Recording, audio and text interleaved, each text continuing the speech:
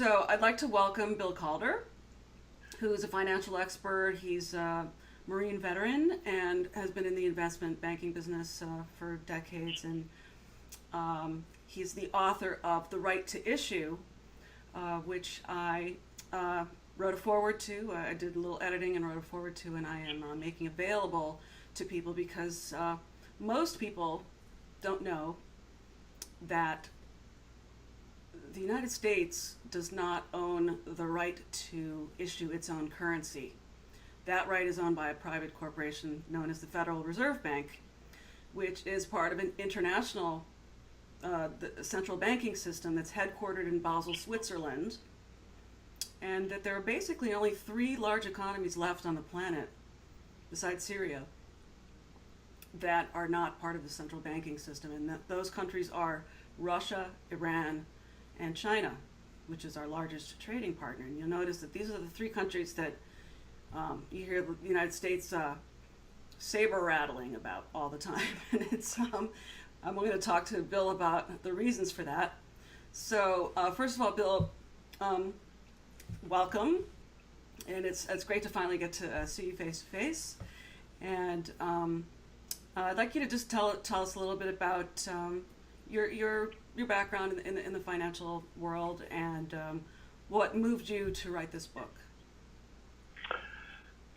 Well, after I left the military, I had a choice. I was either going to stay in the military and get a star, but you have to have your PhD to do that, and I was going to go to law school. Took the LSAT, got accepted, and then changed my mind. I developed what is called a confidence problem. I didn't want to shoot anybody anymore for a living, even though I did enjoy it. Hunting is a great thing. So, but I found a way to get off of that. And so I decided I was going to go back into the financial world. And because I used to be, when I was a young teenager, I used to be a ticket runner on the New York Stock Exchange. And so I made some contacts and I went into the pit and worked my way out in a very short period of time, 9 months, got my own desk and slowly became a manager of a very large division within a particular company, and I manage currencies and bonds. So that's your specialty, is currency trading and bond trading? That's correct. I specialized in debt instruments from different governments along with the United States and 5 major currencies. And I did that for a great number of years, and I made a market. I made the market in 5 currencies and the 10 and 30-year bond through our fund. I was one of the market makers. And you get to learn a lot when you have that level of access. And what I basically learned was this is how currencies are issued. And so you immediately, when you've gone through all the military training, you become a very regimented individual. I'm still very regimented to this day. I lay out my clothes for an entire week, and I do all those silly things, and this is Mondays, Tuesdays, Wednesdays, Thursdays, Fridays, Saturdays, and I hate to change it because I'm very regimented. So I required information. Well, to get the information that you need, you get to a door and you say, I want, what's in that library on those shelves, and they say no. You don't get access. So you have to learn, and because of my background in the military, I got access to a lot of things, and I used methods and deployed tactics that accomplished my means that I wanted to accomplish. So I got to learn about central banking. I got to learn about how the currencies are issued. I got to learn about who controls them, why they control them, why they think the way they do, And they're very interesting individuals. They're the most mundane, logical people you'll ever meet in your life. Now you're talking about, okay, because in our conversations, you referred to the committee, and there's there's a group of them, yeah. Right, there's a book that came out in the 1990s, just for people to look this up if they want to. There's like a seminal book by John Coleman, the late John Coleman, called The Committee of 300, which I think outlines sort of an outer skeleton of this, but I haven't read it since it came out back then. It's in storage. It is available for free online if people want to look it up. The Committee of 300. That book is very, very close and describes basically the individuals that control everything on this planet. It's them. Mm-hmm. I refer to them based on information that I received from a rabbi and who helped translate the scrolls that he wanted me to learn how to read, is that they were a tribe that had broken away, and he referred to them as Sabbateans. And now there's those different definitions of what a Sabbatean is, but according to him, they've been around since the beginning of the Hebrew nation. Okay, so this is describing the people who are in the inner sanctum, if you will, of the central banking system.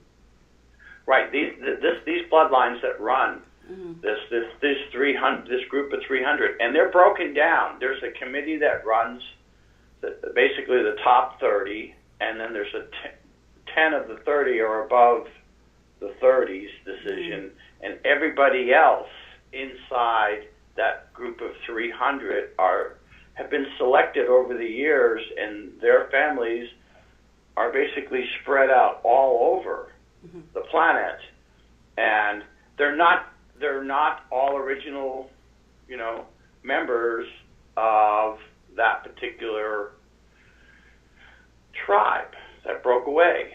Because right. I mean, from John Coleman's book, it said George Bush was a member. It said Queen Elizabeth was a member, and I guess all kinds of people in the banking industry. Right. You have to look at their hierarchy. Mm-hmm. Okay, yeah, and they're not wrong. Mm-hmm. Okay.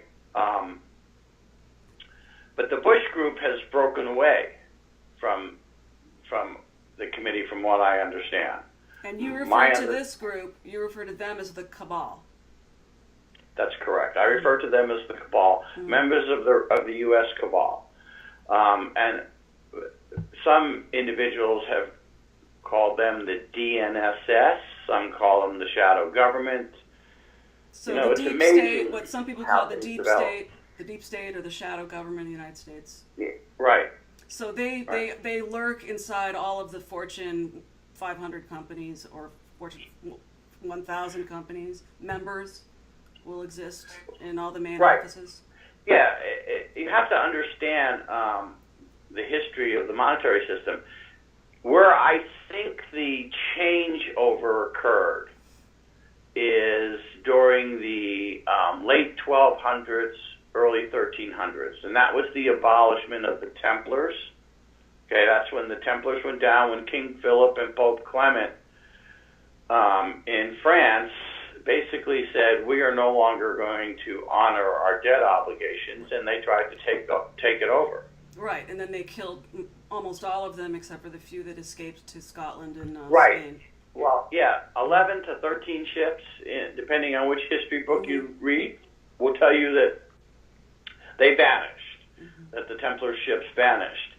The group that actually made it up the European coast and made its way into the mountains, which is now today Switzerland and the home of the Bank of International Settlement in Basel, that's the group that controls everything worldwide.